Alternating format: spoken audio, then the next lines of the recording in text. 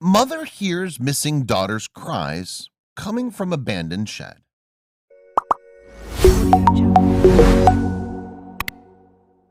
If the movie's Rear Window or The Burbs taught us anything, it's that you never really know what your neighbors are actually about. They may put on a nice, pleasant, and perfectly normal face in public, but be entirely different in private. We would all like to think that our neighbors are our friends, good and nice people that are going to help and protect us from the real world elements. But when Gail's 30-year-old daughter went missing in the middle of the night, she had no idea that foul play was involved. She could never expect or thought that someone so close can be so evil. Nobody ever wants to think that the devil is living next door. She ultimately wasn't prepared for what she would uncover as she pressed further in her investigation and tore back the curtains of evil. Gail, who is the mother, lives with her daughter and her grandson in their tiny little house on a relatively quiet street.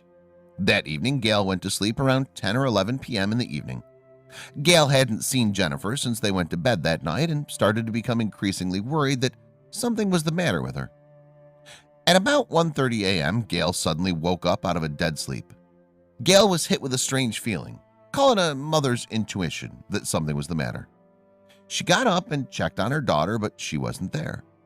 She then checked all the bedrooms, but Emily was nowhere to be found. Now Gail was really starting to get worried.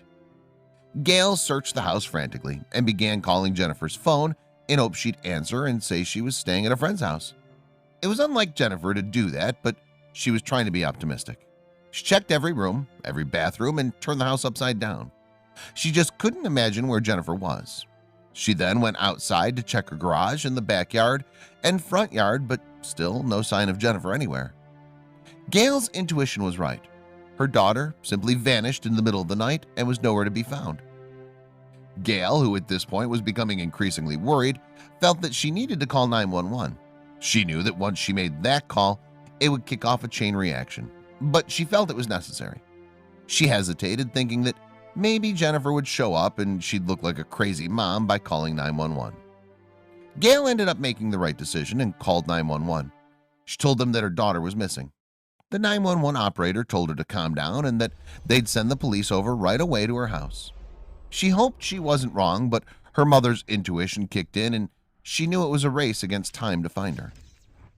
Officers were on the scene almost immediately after the call. They quickly worked to calm Gail down and asked her to explain the situation so they could help her find her daughter. Several of them wrote it off as her daughter just not coming home that evening, but with the mother as frantic as she was, they kept an open mind. Gail explained that she'd not seen her daughter since she went to sleep that night. She woke up in the middle of the night and her daughter was nowhere to be found. It was very unlike her daughter to just disappear, and she'd never done this before. She wasn't answering her phone or her texts, and she just knows something is wrong. The police checked the neighborhood first, combing the streets and nearby blocks for any sign of Emily. They were unable to find any sign of her and began thinking the worst. By lunchtime the next day, they'd exhausted all possible leads and felt hopeless in finding Emily. At this point, the police felt the best thing to do was to declare her a missing person. Once the police did that, they'd have more resources to help them find her. This has now officially gone from a girl who didn't come home one evening to a true missing person case. Gail decided she wasn't going to sit around and wait while the police waited for reinforcements and felt that they'd go out and search for Emily on her own. After all, it was her daughter and nobody would care to find her as much as she would. Gail Rowe began searching the neighborhood on her own. She couldn't explain it, but she had a feeling that Emily was somewhere close. What Gail didn't realize was how close she really was and what she was going to find out about her daughter's sudden disappearance. Eventually, her friend Tracy accompanied her in the search to help and lend support. Tracy felt that her daughter desperately needed her and that she would accompany her on her search for her daughter. Tracy figured they'd just walk around the neighborhood and wait for the police and all their equipment to show up and help. The last thing she believed was that she and Emily's mom would be the ones to break the case wide open. Tracy couldn't have prepared herself enough for what was to come. Gail and Tracy were exhausted after hours of searching and decided it was time to return home to rest up so they could have more energy to search later on that day. They began walking back to Gail's house in a very somber mood. As they were walking and Tracy was consoling Gail, Gail said she heard a scream coming from the direction where her house was. She quickly told Tracy to come over to where she was standing to see if she heard the scream as well. As Tracy stood there with Gail, she didn't hear a thing and told Gail she must be hearing things. Gail insisted that she heard something and told her to just hush and listen. They both stood there in silence, listening for a sound. Then, as the wind blew and the birds chirped, they heard a faint voice coming from a distance. Tracy couldn't believe what she'd heard, as she too now heard what sounded like a scream coming from an abandoned shed right next to Gail's home. They quickly ran over to the shed in a fury. As they approached, Tracy told her to be careful. They didn't know what was going on and who was watching. The desperate mother ran to the shed and began pounding on the side, shouting, "Emily, if you're in there, yell again so we know you're in there. We'll get you out." They waited and listened. A few more bangs and Gail began to call out, "Emily, is that you? Are you in there, Emily? Mommy's here to help." After what felt like a lifetime, they heard a faint whine saying, help." Even if it wasn't Emily, someone needed their help. Gail and Tracy immediately went to the door of the shed to get it open, but it was locked very tight. They kept pounding on the shed and ran around looking for any way possible to get in. The shed was old and beat up, but was locked as if $1 million was inside. They decided that they could not get into the shed alone and called the officers to come help them. They figured this was a serious situation and it was best that an officer handled from there. Police soon arrived on the scene and found the shed was bolted shut with a padlock. They found this extremely odd, given the look of the shed to have been locked so well. They broke out the bolt cutters and got to work. At first the bolt cutters were not working, but finally they were able to get the padlock off and took a look inside the shed. The doors finally swung open to the shed, and to everyone's surprise, the shed was empty. There was nobody inside and no sign of Emily in the shed at all. The police began to think that Gail might have been hearing things. Gail's friend Tracy told the officers that she heard the screams too and that someone inside the shed was somewhere. The police began searching all over inside the shed. They took everything that was inside the shed out in order to be able to show Gail that there was nothing inside.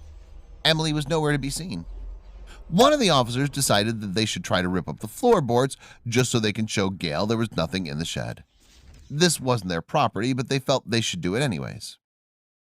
The officers tore up the floorboards, thinking that perhaps something was hidden under it, and at worst they can calm Gail down by now, who was completely frantic over the situation. After they ripped up a few boards, they saw something very suspicious, as if there was a hole in the ground. This didn't look right, and the officer called other officers to come have a look. They noticed a large hole dug in the earth, and they saw something which looked like a body crawled up inside the hole. The officers identified themselves and slowly reached down. At that point, the officers realized there was a person in the hole. They then pulled the 30-year-old Emily from the pit. The officers couldn't believe it. Gail was right. Though it was only about 3.5 feet deep and 2 feet in diameter, it had been covered with boards and heavy objects. A slight woman like Emily would never have been able to shift those objects on her own. Officers immediately began wondering why she was down there. Did someone put her there? What happened that this girl got locked in a shed? Those questions would soon be answered. The officers approached Emily to find out what happened. Emily was completely unable to speak when she was found. She was in shock, almost apoplectic. Thankfully, there were no obvious signs of any sort of physical injury, but whatever he'd put her through must have been traumatic.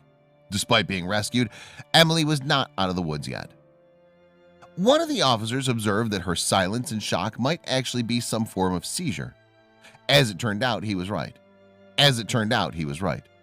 Emily had battled seizures nearly all her life. The officers immediately called for an ambulance to take Emily to the hospital. The entire way to the hospital, she was in and out of the seizures.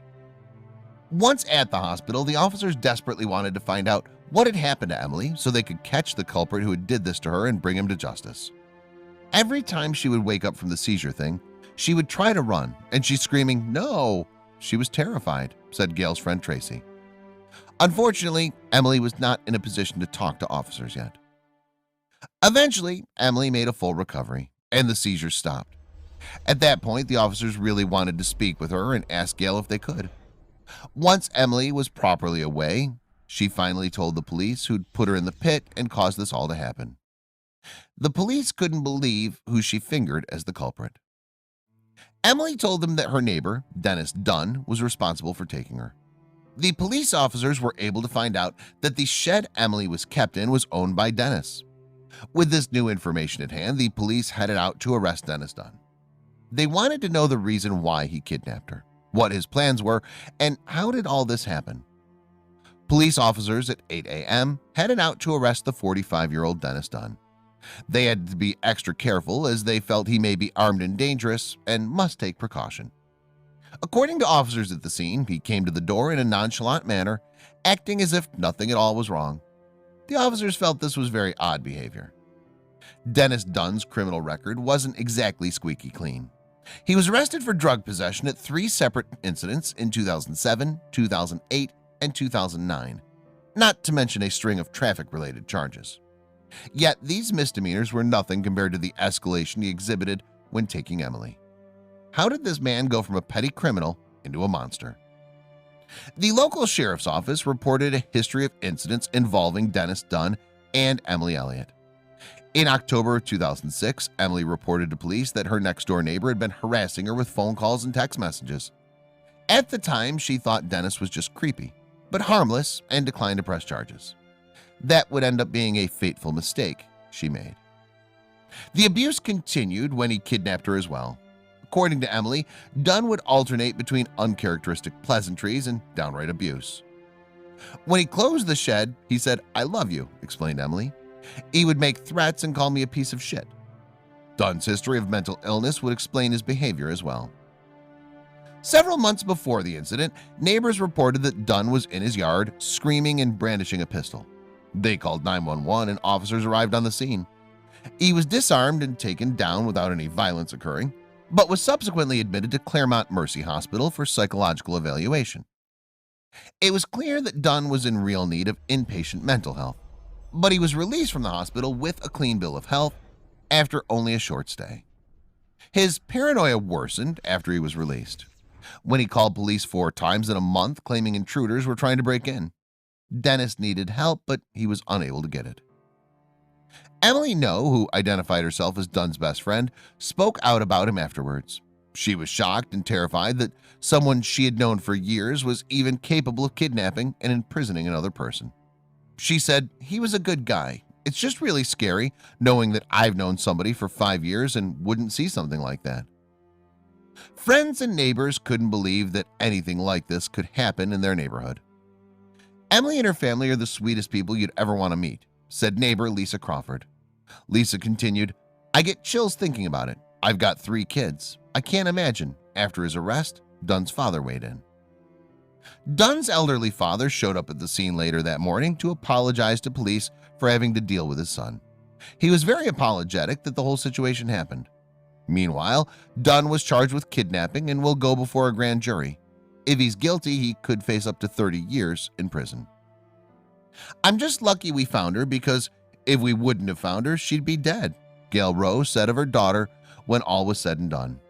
Her determination to find her daughter not only saved Emily's life, but her abductors as well. Indeed, if she hadn't found her so quickly, Emily's seizures would have surely resulted in her accidental death and a life sentence or worse for Dennis Dunn.